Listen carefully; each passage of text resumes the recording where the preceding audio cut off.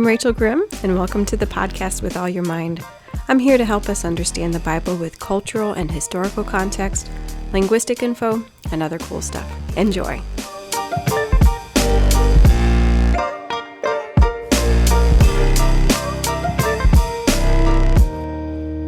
All right, guys, welcome back. This is Rachel, and this is With All Your Mind. And we're back again for another textual criticism episode. I hope you enjoyed the last one. I hope you're looking forward to this one. I honestly wasn't quite sure if I would be enjoying these or not because it was a lot of work to put the material together. It feels really complicated and dense, and it was just hard to distill it down to easily manageable chunks, but I think I did it. You can be the judge though. But yeah, I'm really enjoying it because it's just interesting to me. I'm a nerd, so it's interesting to me. I was actually going to avoid it for a week, postpone it for another day to record this one. But then I remembered, I have other stuff to do, which I remembered, maybe I should tell you guys what I'm doing. So about a little over a year ago, I bought some language courses online to do, and they gave me 3 years to do these 5 language courses. And I think I mentioned them a long time ago, probably at the very start of the podcast in season 1.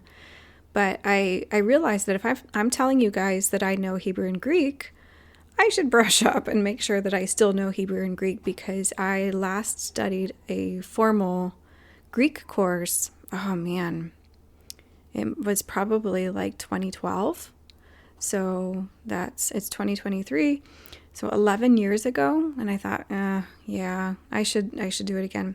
So I bought these 5, it was a package deal, 5 online language courses, and it was 2 Koine Greek classes, 2 Biblical Hebrew, and 1 Aramaic. So a little status update, I finished the Greek ones, 2 Greek ones are done, and then just a few weeks ago, I finished the first Hebrew one. So next week, I have to start on Biblical Hebrew 2, and then when that's done, I'm not sure when I'm going to get done with that. They typically take me like 4 or 5 months to get through, depending on how consistent I stay, and then I'll do the Aramaic one. So hopefully I'll get all 5 of them done within 2 or 2.5 years. I have 3 years to do them, and then I think I just lose my access to them. But yeah, so when I say I know Hebrew and Greek, I'm checking myself to make sure that I actually do and staying current with these things, because even between 2012 and 2023, things have changed in our understanding of Koine Greek. When I did this course, and it was an updated course, they had some different information about a grammatical feature. And if I told you, you'd be like, what? I don't care. But they're just fine-tuning their understanding based on more research and finding more documents. Archaeological digs are like, hey, I just read in the news, I think it was 2 days ago, that they just found a huge papyrus scroll in Egypt, and it is just like a huge scroll, and it's complete. It hasn't fallen apart or anything, and it's not a biblical text. It was, I think, something about like a liturgy, an Egyptian liturgy for funerals for somebody, and something to do with the afterlife. That's as much as I read about the article. But they're still finding stuff. So you're still going to have to, be open-minded when they find a document and they use some grammatical feature a slightly different way. They're like, oh, we didn't know you could do that before. So things still change. Our understanding still changes. So it's cool to see how that works out. The ancient languages are not quite as dead as what we thought, At least our understanding of them can change. All right, so one more reminder. I'm going to do that Q&A episode coming up. So if you have questions, random things that you want to know, I don't even mind if you ask me personal stuff. I don't have to answer, but send them in. My email is always in the show notes. It is withallyourmindpodcast@gmail.com. Okay, so let's get into this textual criticism stuff. This one is a fun one, okay? In the last episode, we talked about just general ideas and descriptions about textual criticism. What is it? Who uses it? How is it done? What effect does it have? What it involves? Today, we're going to do a case study on a particular topic that came up in the last 5 years that a friend told me about. And it reminded me of other controversies about the Bible, Christianity, and Jesus that have come up in the last, and I don't know about this, but maybe 20 years or so. Let's see if you've encountered any of these. Does anybody remember the Gnostic Gospels? Gnostic, Gnostic, Gnostic Gospels. There was the Gospel of Thomas and the Gospel of Jesus' wife. And I think there was the Gospel of Mary. There's a whole bunch of them. I don't know all of them. Ryan is much better at these random things than I am. If you want to know more about them, ask Ryan, not me. It's really easy to find the Gospel of Thomas online, and you'll immediately see that it's weird. It was a Gnostic document, meaning it wasn't truly Christian. It was a philosophy that shared some beliefs with Christianity, but Paul and John, the disciple, clearly taught against it in their New Testament writings. But the Gospel of Thomas, which was written sometime between 60 and 250 AD, so really early, is weird. It's just weird. It talks about how only men are allowed into heaven, and I think part of it talks about, oh, Mary Magdalene, she's great, we should allow her in. And Jesus says, okay, I'll turn her into a man so that she can go into heaven. So it's weird. And then here's this quote that Jesus says, according to the Gospel of Thomas: "Lucky is the lion that the human will eat, so that the lion becomes human. And foul is the human that the lion will eat, and the lion still will become human." What?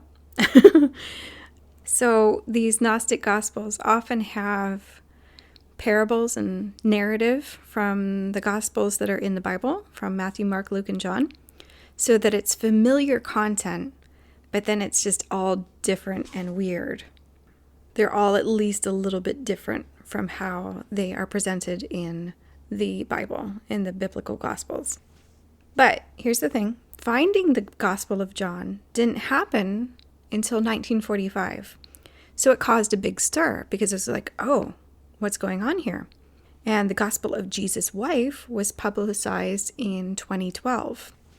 So with finding these new Gospels, if we want to call them that, was very disorienting for people because it raised very scary questions like, do we maybe not have the whole Bible? Are we missing stuff?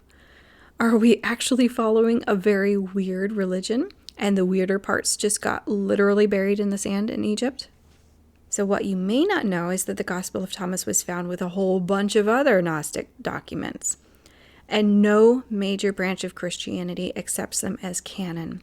No major Christianity group says, yeah, okay, this is a part of the Bible. And the early church fathers were outspoken against Gnosticism and any writings from Gnostics. So this was a very well-known topic and issue, and it was spoken against. I think one of the early councils was formed just to talk about Gnosticism and kind of create creeds and define Christianity so that it specifically excluded Gnosticism. I won't get into what all Gnosticism is, but it's not Christian. So it was clearly not accepted in the 100s and 200s AD, and it isn't now. That's consistent. So anyone that tries to make it seem like Gnostic Gospels or any Gnostic texts should be considered Christian is just misrepresenting or straight up trying to deceive you about the situation. So don't worry about those. But then there's this Gospel of Jesus' wife, which was presented, I'll say that very specifically, publicized in 2012, and it turns out that it's most likely a forgery. It was a modern forgery written on medieval papyrus. So somebody got their hands on medieval papyrus and wrote this Gospel of Jesus' wife. And this Gospel of Jesus' wife makes it sound like Jesus is married, and I think it was to Mary Magdalene. And I remember this being in the news and it being a big deal, like, oh no, was Jesus actually married? And I thought, does that really change anything for me? And I was kind of like, whatever, I really don't care, because I don't care if Jesus was married. If they didn't mention that in the Gospels, I don't really care. But it doesn't matter either way. It was a forgery. And that is the job of a textual critic, to find out what's even real. So it's a good thing we have textual critics around to find out what's real, what's a forgery, what's the real deal. Yeah. Okay. So let's talk about a case study that I kind of got personally involved in just because I researched it. That's the extent of my involvement. And a friend sent me an article and said, hey, what do you think of this?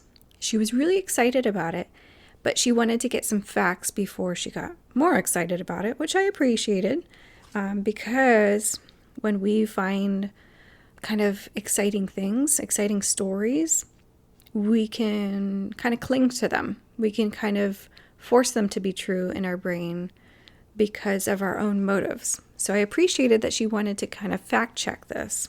So one of the things that kind of came up through all of this was that I realized that we need to make sure that we're not twisting the Bible to make us feel empowered, fulfilled, or just plain excited about something new. So it's an important part of textual criticism to make sure you're not using it as a weapon or as self-fulfillment.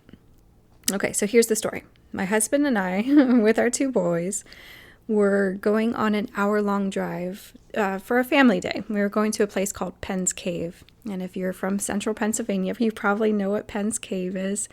It's out in the middle of nowhere in Amish country, Mennonite country. And it's this underground cave. It's not in a hillside. It's under the ground. And it's filled with water. So it's this subterranean lake that's also a cave. And it was discovered, I think, in the 1890s or somewhere around there.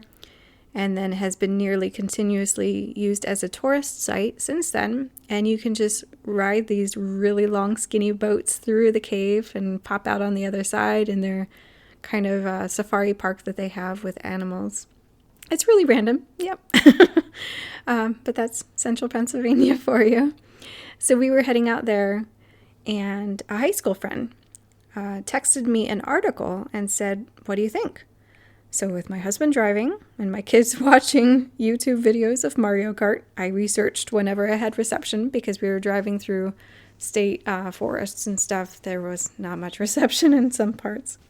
So this is a pretty long story. I had to go through maybe 3 or 4 different articles before I felt like I had the whole story. So I have to skip over some parts of how things were presented in one way, the original article, blah, blah, blah. I'm going to link all this stuff in the show notes. So if you want to read all of these articles for yourself, feel free, but I'm going to kind of summarize a bit. But the story was a woman was working on a master's degree in New Testament studies, and she was looking at one of the earliest manuscripts of the New Testament, and it was the Gospel of John on a papyrus, and it's called Papyrus 66. And that should tell you something about how many papyruses we have. Papyri. 66, and I think the last number is 150. There's a lot, and these are all New Testament manuscripts. And some of them are only one gospel or one book of the New Testament. Some of them have more than one book, but they're all from the New Testament. So this particular papyrus, Papyrus 66, was discovered with other papyri in 1952 in Egypt. And it was only made available online to look at, as opposed to traveling to, I think it's Switzerland, where this is housed, in the last 20 years or so. So it's only been online in the last 20 years. So now, just recently, in the context of history, it's only recently that you could independently do research on these papyri without having to travel to Europe to do it. And these papyri, I'm going to get it wrong and say papyruses, I know it. Papyri. These papyri are not all in the same location. This one is in Switzerland, but it said one page of it is in Germany. So you have to be pretty rich, pretty independent, not have little kids at home to be able to travel around to look at these before they became online and publicly viewable. So now we can look at the text. There's photocopies of each page of the text. And this is another thing that I'm going to have a link in my show notes so that you can actually look at the specific page of the document that we're going to talk about. You can see the handwriting. You can see what a papyrus, what an ancient manuscript looks like. And this one is about from 200 AD. And you can see that there were corrections made on the documents. And if you read Greek, you can see they used abbreviations. And wow, these things are hard to read. I mentioned this in the last episode, and it was because of the research I did for this episode that I looked at a lot of pages of manuscripts to find the particular one that I wanted. And it was actually Ryan that found it. He's a good researcher, man. But yeah, it's really hard to read these. The ink is faded. You can still read it, but if you're not so good at Greek, you would really struggle. It's in a particular script that is not the same as modern Greek script. It's a little bit different. They do not have any spaces between words. They do not have any spaces between sentences. They don't have any punctuation. They break up words between lines so that you have to know what the word was supposed to be able to reconstruct it. It is hard. It is very hard to read these manuscripts, okay? So this lady who was doing this research, getting her master's in New Testament studies, saw that a scribe had made a correction to a word. And the particular verse she was looking at is John 11:1. And this is where we're opening the scene where Lazarus gets sick and dies, and Jesus raises him from the dead. That's the beginning of the story. It starts in John 11. Now, verse 1 says, "Now a certain man was sick, named Lazarus of Bethany, the town of Mary and her sister Martha." I'm going to read it again because this is where everything begins for this whole story. Verse 1 says, "Now a certain man was sick, named Lazarus of Bethany, the town of Mary and her sister Martha."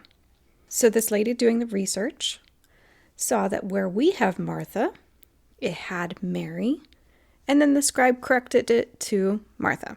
Okay? So he wrote Mary and Mary, and then he corrected it to Mary and Martha. And that's pretty normal practice to correct mistakes like that, to just write it above, scratch it out. But you can still tell that they changed something. So what's special about this? Well, the lady who was looking at that document noticed lots of mistakes in regards to Mary and Martha and mixing up those names, and some pronouns like he and she. And she did well. She noticed a mistake, that mistake in verse 1, that the scribe corrected and wrote above it Martha, not Mary. So she was the first one to ever notice this mistake, okay? That's the big deal, is that nobody else had ever noticed this mistake before. And I'm sure there were people that had gone through this manuscript before. I know that people went through this and found mistakes and changes and variations before. Textual variants, that's what we call them, if it's a little bit different from other texts. But remember what I said about these documents. They're very hard to read. So missing something, while it's not common, it can happen, especially since these things were only online, able to be seen by the general public for less than 20 years. And this lady was looking at it in 2019, so minus 4 years, so no more than, say, 15 years, okay?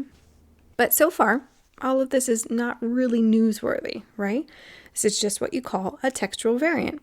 It means a spot where a manuscript doesn't agree with another manuscript, either because, like we talked about in the last episode, because a word was misspelled, or a letter was out of place, or two words got put together as one word, or one word split into two words, like our example with applesauce, or a word switched around, all the things that we talked about. So what happens with this, if a researcher finds a mistake or a textual variant of any kind, that means, oh, this is a little bit different. It's one letter different from this other manuscript. There is what I'm going to call a royal catalog of manuscript variations. there is a catalog, and it is called a critical apparatus, but I'll call it a catalog just to help us out a bit. There is a massive, super complicated catalog that lists every single document, every single manuscript, every single piece of information we have about the Bible, and every single place where manuscripts do not agree with each other.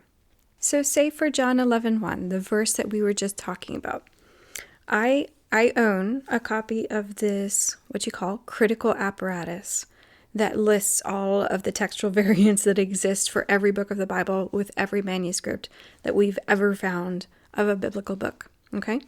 You can buy one if you want. It comes alongside a certain Greek Bible. And so I opened this up on Logos Bible software. And for John 11:1, it tells me that there are 2 textual variants across the board from every single manuscript that we know of for John 11:1. There is Papyrus 6, has something slightly different for one word, and Alexandrinus and one other document have another difference, and it's just a different word that is in a different, I'm not going to get into the grammar. So there's 2 words that have slightly different things about them across the board. In every single manuscript that exists in the world, there's 3 documents that don't have the verse exactly the same. Okay? And then I can look for verse 2. There's like 40 documents that have something slightly different in there. For verse 3, there's just one. There's just one in verse 3, that one document that has an outlier, something slightly different. And guess what? It's Papyrus 66. And I kept on looking, and I was like, Papyrus 66 has a lot of little changes and a lot of textual variants in there. Papyrus 66 is a little bit weird. So anyway, there is this thing called the critical apparatus that tells you, just the normal person can look at it and see, that manuscript has that word, but this manuscript has this word, and so on and so on. I wanted to know, this critical apparatus edition that I have is from 2012. It was before this lady found this textual variant. And I wanted to know if this is 2012 and they're going to put out a new edition in next year, I think, in 2024.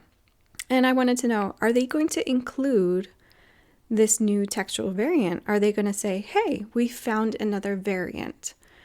So I wanted to know, would this textual variant make it into this royal catalog of textual variants? Would they say, oh yeah, we see that now. That is a correction that was made, and we don't see that in other manuscripts. We don't see Mary and Mary.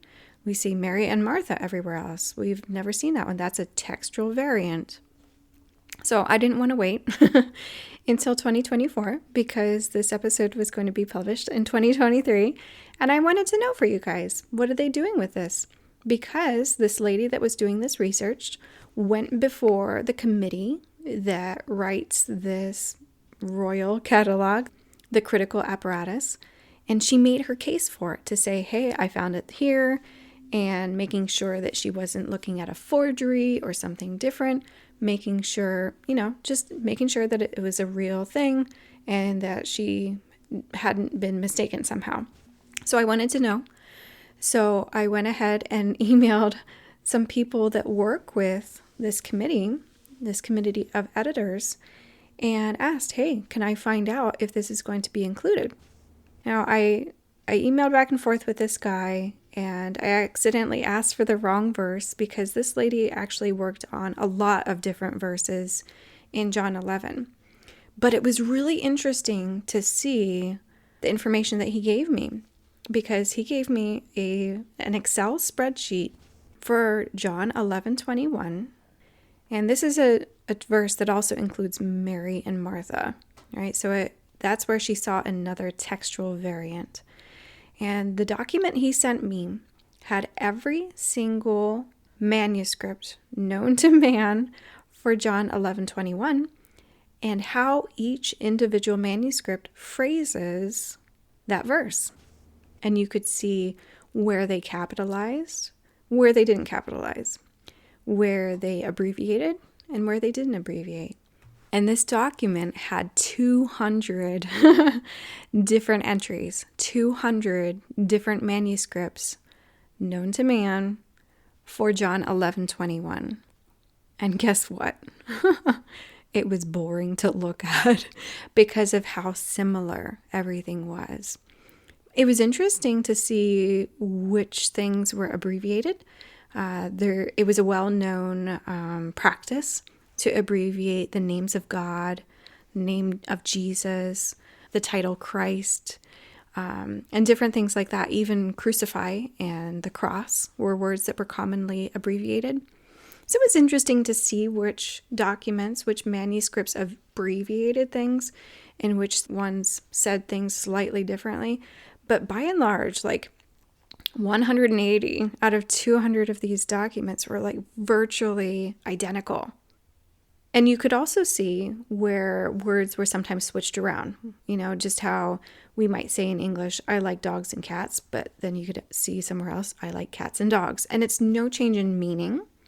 It's just, that's what you would call a textual variant if that were done for the Bible.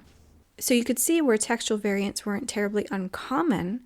They were just really, really unimportant ones. Not at all weird to have it documented and noted. It goes through a process.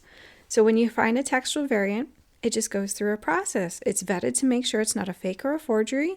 And if it's all legit, it goes into this catalog, the critical apparatus. This lady made her case in front of the catalog's editors in 2019. So what would happen is if they accept it as real and not noticed before, is that it would go into this catalog, into the critical apparatus.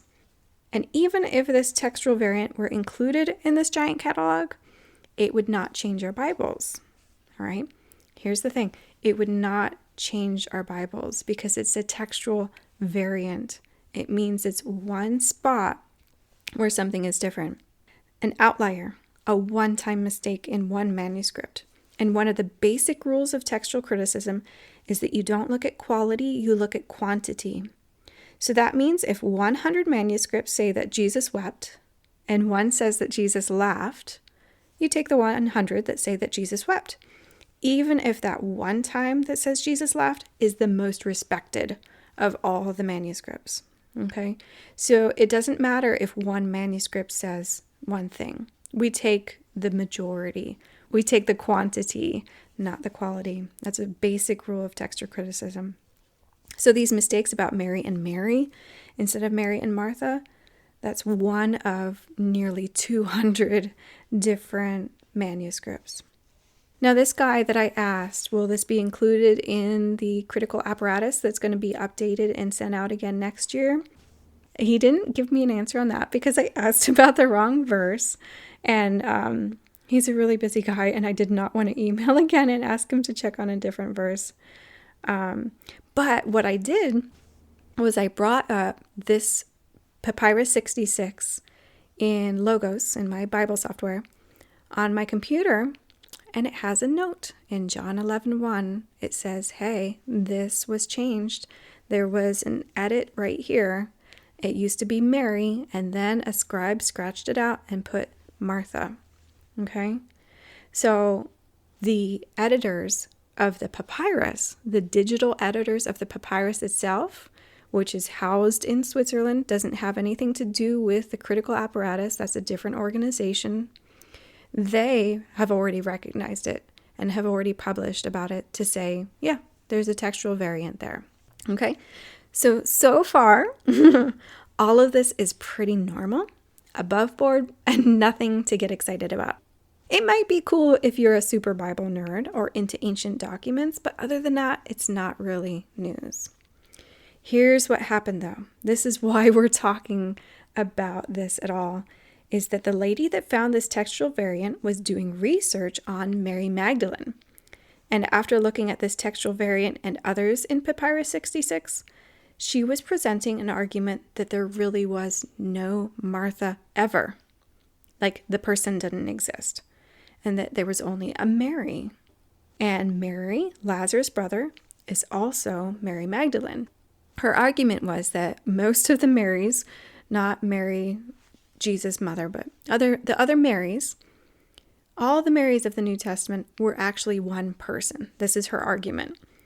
And scribes went ahead and edited these documents because they didn't want Mary to be as big of a deal. They kind of wanted to tone her personality down, tone down her presence in the Bible. And that is what that lady was saying. That was her argument. She was not just saying that there was a textual variant and, hey, oops, he made a mistake. It was Mary and Mary, and then he corrected it to Mary and Martha. She was saying, ooh, there's a textual variant, and I see a connection between this textual variant and 5 other textual variants, and this is the theory. This is why these things are happening. And she was making a very big claim. She was claiming that the scribes had an agenda, that they were being misogynistic or were being threatened by Mary Magdalene having too big of a role in the Bible or something along those lines. So this lady, she had lots of other facts. I combed through all of it, and yeah, she had a lot. She wasn't being a irresponsible researcher. She had done a lot of research. So it wasn't just on the basis of those textual variants alone, but on the basis of all this, she was making a theory. The problem is that her theory was based on a lot of assumptions, not least of which is that the scribes were deliberately changing the text in order to deceive us. That's the big deal. That's the big claim that she was making, because we have no evidence of anybody ever doing that anywhere else in the Bible. And that's why I'm okay with textual criticism, because it just goes to show how honorable people were with how they were handling all of these manuscripts. So if she was right and said, hey, they changed this to obscure Mary Magdalene, to tone her down, to smudge her out of the biblical story a little bit, that's a very big deal, because it would be the first time that we would have, quote unquote, evidence of anybody who wrote the Bible or copied the Bible having an agenda and trying to deceive us. So this made big news, as you would imagine, and people started to preach and teach that Mary Magdalene was a bigger figure than what we think she was, and we should give her more credibility and credit, and that she was kind of like a parallel figure to Peter, the disciple Peter. So they would say that Peter was like the rock, Jesus called him the rock, and Mary was the tower. And I won't get into those details about why. But here's another thing. I'm okay if Mary Magdalene is a big deal in the Bible. I'm okay with Mary Magdalene being a bigger figure than we realize and her being an honorable and righteous woman that Jesus valued. I don't have a problem with that. What I'm not okay with is assuming that scribes tried to hide those facts. I don't have any reason to believe that. And this is the problem with textual criticism from the conservative evangelical viewpoint. They see textual criticism as an open door for theories and assumptions to be made based on some true facts, but also a lot of speculation. And those theories and assumptions satisfy people's desires to make the Bible into what they want it to be. And I agree, that is a danger. It is very dangerous to believe that men, because scribes were men, were deliberately trying to minimize the influence of a woman. When I responded to my friend about this article that she sent me, I told her my immediate gut reaction to it. And then I researched, and then I told her my more immediate gut reactions, and then the facts that I was finding. And I told her that my gut feeling about the article was that somebody was trying to make a case for women to have more authority. That was my immediate reaction. So how can we divide down? How can we figure out what to do with this information? What do you hold on to and what do you flush down the toilet, basically? Well, we can say that textual criticism is not bad. To see what the ancient manuscripts of the Bible actually say and how they were written and what sorts of problems and difficulties they had is really interesting. I read more nerdiness. I read the introduction and background information for Papyrus 66. I went back and looked at what this foundation that owns this document said about it. And they had a whole huge bibliography for people that worked on this and presented information about it. And what they said was, it seems like the scribe that copied down Papyrus 66 was a guy that really got into the narrative. And off the top, just looking at this document, it's full of mistakes. It's so full of mistakes. And you might say, oh, this guy just wasn't even paying attention. But then they say, actually, he was paying attention a little bit too much. And what he would do is that he would read chunks and then he would write it down. And then he would look back and realize he wasn't writing it down verbatim. He wasn't writing it down word for word. He was accidentally summarizing or accidentally just switching words around. And so Papyrus 66 is full. It is full of mistakes. So it's just really interesting that textual criticism is the branch of science that's going to show us the kind of psychology behind these scribes. We can see how this guy was thinking based on the mistakes he was making, which is just really weird and interesting that we can look back 1900 years and see what kinds of mistakes the scribe was making. So textual criticism isn't bad.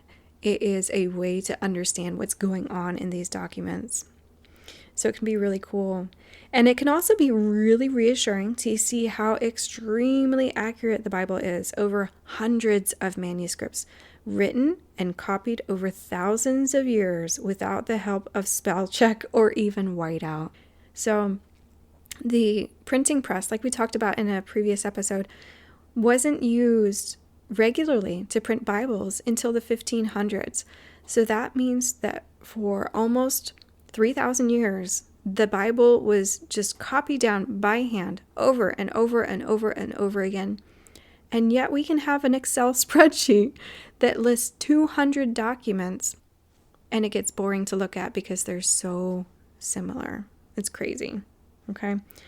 So what we need to be careful of is letting our own desire for authority or control or self-esteem or whatever the thing is for you, to let that wrongly interpret the Bible and its various manuscripts for us. We don't need to take the facts surrounding the biblical manuscripts and force them to fit a narrative that pleases our need for security and value. And we also need to be careful that when we read stories in the news or from church about how someone in academia made a theory and it's all because of textual criticism and ancient manuscripts and blah, blah, blah, we need to be careful to not throw the baby out with the bathwater and say textual criticism or academic study is bad. It's not.